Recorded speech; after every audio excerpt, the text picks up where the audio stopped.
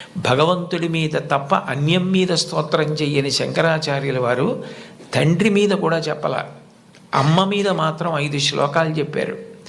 5 శ్లోకాల్లో ఒక శ్లోకంలో అంటారు, ఆస్తాం తావదీయం ప్రసూతి సమయే దుర్వార శూలవ్యధ నైరుచ్యం తనుశోషణం మలమయీ శయ్యాచ సంవత్సరి ఏకస్యాపి నగర్భభారణ భరక్లేశస్య యస్య క్షమః దాతుం నిష్కృతి ఉన్నతోపి తనయత్తస్యై జనన్యై నమః అంటారు.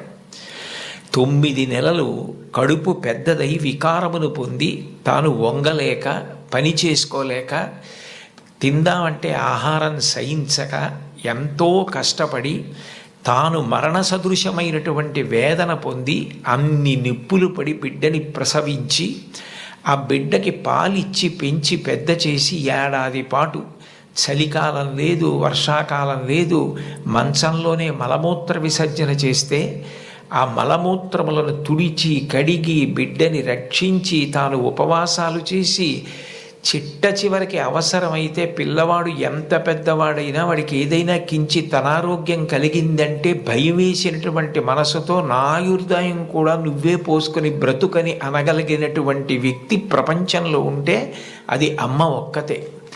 అందుకే అమ్మ లాంటి ప్రాణి లోకంలో లేదు.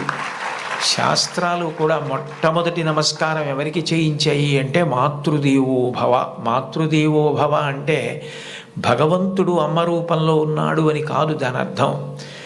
అమ్మయే భగవంతుడై ఉన్నది, భగవతి అమ్మ. అమ్మ భగవంతుడు 2 కాదు.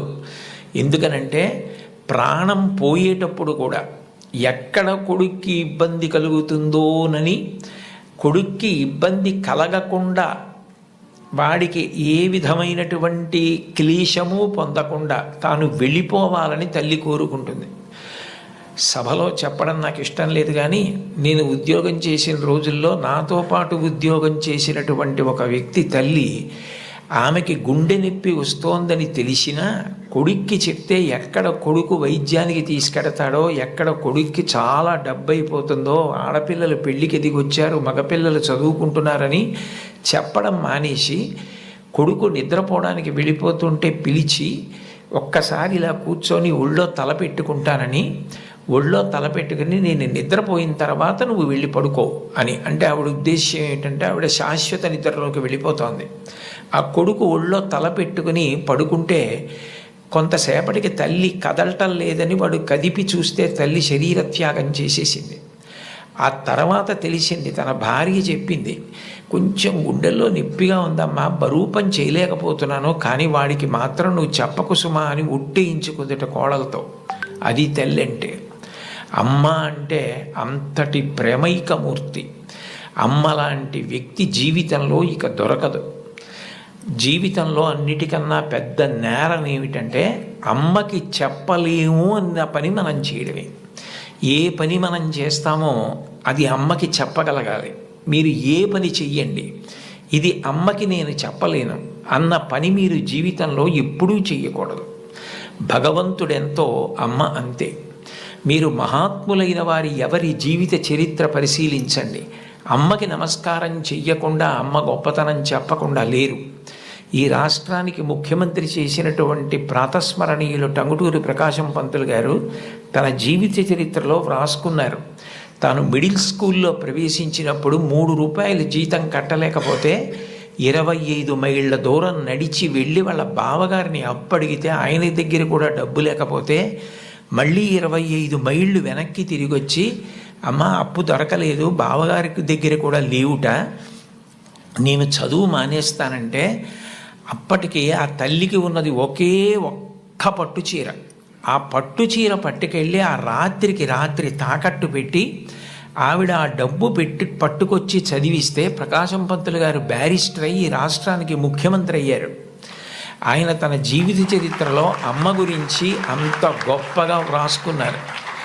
ఏపీజే అబ్దుల్ కలాం గారు, ఆయన పేరు చెప్తే పిల్లలు పరవశించిపోతారు. కాకినాడలో ఒకసారి నేను గోశాలకు వెడుతుంటే సాయంకాలం వేళ పిల్లలు స్వచ్ఛందంగా, అదేం ఎవ్వరూ నిర్వహించింది కాదు, వాళ్ళంతట వాళ్ళుగా బయటికి వచ్చి కొవ్వొత్తులు పట్టుకుని ఎడుతున్నారు కొంతమంది. నాకు ఏమిటి ఇక్కడ ఏమీ కనపట్టలేదు, ఇక్కడ ఏమి నినాదాలు లేవు, నడిపిస్తున్న వాళ్ళు లేరు. పిల్లలు ఎందుకు కొవ్వొత్తులు పట్టుకుని వెళ్తున్నారని నేను వాళ్ళని అడిగాను, ఏమ్మా ఎందుకు ఎడుతున్నారని. మహానుభావుడు అబ్దుల్ కలాం గారు శరీరం విడిచిపెట్టేశారండి, అందుకని కొవ్వొత్తులు పట్టుకుని ఎడుతున్నా ఉన్నారు. నేను ఈ మధ్య కాలంలో ఒక నాయకుడు వెళ్ళిపోతే, ఒక వ్యక్తి మరణిస్తే పిల్లలు స్వచ్ఛందంగా కొవ్వొత్తులు పట్టుకుని వెళ్ళడం చూసింది అబ్దుల్ కలాం గారి విషయంలో చూశాను. అటువంటి అబ్దుల్ కలాం గారు వింగ్స్ ఆఫ్ ఫైర్ అని ఇంచుమించు తన జీవిత చరిత్ర ఆ పుస్తకంలో వ్రాసుకున్నారు.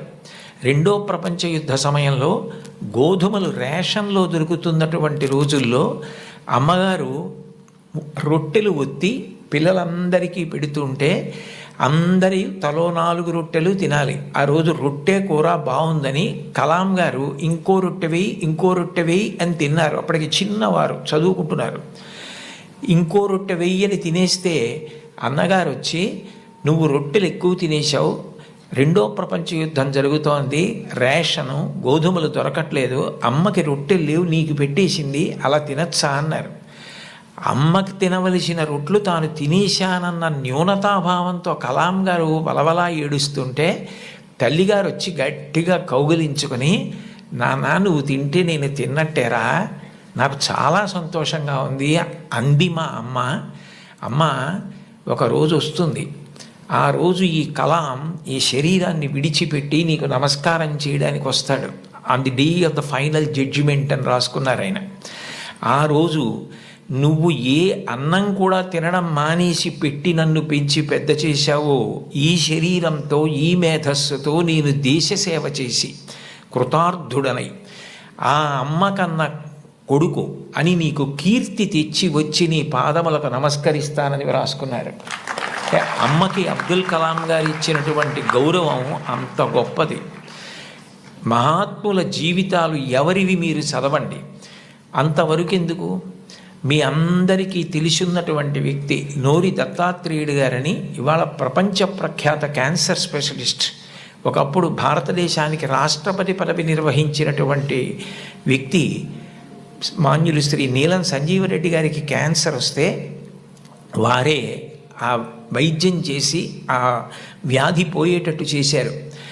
ఆయన చిన్నతనంలో పడిన కష్టాల గురించి ఆయన వ్రాసిన పుస్తకం చదివితే ఆశ్చర్యం వేస్తుంది.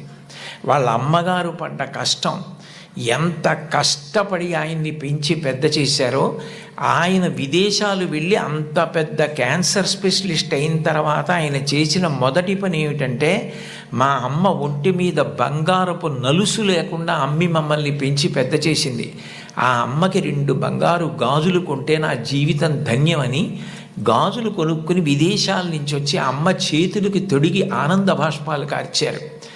ఈ జాతి మొదటి లక్షణం అమ్మని గౌరవించడం. మాతృదేవో భవ. మీరందరూ పిల్లలు, మీరు నేర్చుకోవలసిన మొట్టమొదటి నియమం ఏది అంటే అమ్మని గౌరవించడం నేర్చుకోండి. అమ్మకి నమస్కారం చెయ్యండి. మీరు పాఠశాలకి వచ్చేటప్పుడు అమ్మకి నమస్కారం చేసి రావడం మీకు అలవాటైతే, మీ అమ్మగారి కన్నా మీకు అత్యంత ప్రేమతో ఆశీర్వచనం చెయ్యగలిగిన వ్యక్తి ఈ సృష్టిలో వేరొకరుండరు. ప్రాణం పోయేటప్పుడు కూడా మీరు వృద్ధిలోకి రావాలని కోరుకునే ఏకైక వ్యక్తి ఎవరైనా ఉంటే తల్లి ఒక్కతే. అంత గొప్పది అమ్మ. బాలమురళీకృష్ణ గారి తల్లి ఆయన పుట్టిన 10 రోజుల్లో మరణించారు. ఆయన వ్రాసుకున్నారు, నన్ను కనడానికే మా అమ్మ పుట్టిందేమో అని రాసుకున్నారు.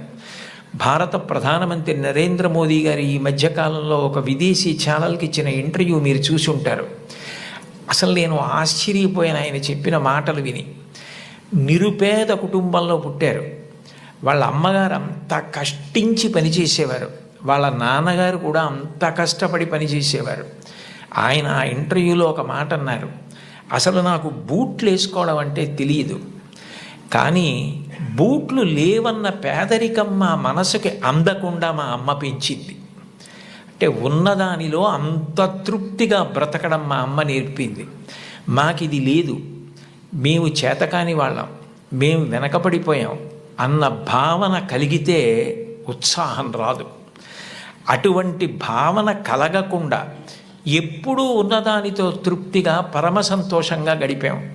అన్నదమ్ములు అక్క చెల్లెళ్ళు అందరం కలిసి అని ఆయన ఇంటర్వ్యూ చేస్తున్న వ్యక్తి వంక తిరిగి, ఇప్పుడు మన ఇద్దరం కూర్చున్న గది కన్నా కిటికీ లేని ఒకే తలుపు ఉన్న చిన్న గదిలో కలిసి మెలిసి బతికి పడుకుని పెరిగి పెద్దవాడినైన వాడిని చెప్పుకున్నారు. అటువంటి మహోత్కృష్టమైన వ్యక్తులు కూడా తల్లికి తండ్రికి అంత గౌరవం ఇచ్చారు. సందర్భం కాబట్టి ప్రస్తావిస్తున్నాను. మన గౌరవ ముఖ్యమంత్రి నారా చంద్రబాబు నాయుడు గారు స్వయంగా ఒక వ్యాసం రాశారు. తల్లికి జేజే, తండ్రికి జేజే, గురువుకు జేజే అని ఒక పుస్తకం ఉంది. ఆ పుస్తకంలో బహుశా నాకు జ్ఞాపకం ఉంటే 3వ వ్యాసం అనుకుంటాను. ఆ వ్యాసంలో ఆయన ఒక విషయం ప్రస్తావన చేశారు. వాళ్ళ అమ్మగారి పేరు అమ్మಣ್ಣమ్మ గారు. ఆవిడ చిన్నతనంలో చంద్రబాబు నాయుడు గారిని పిలిచి ఒక కథ చెప్పారట.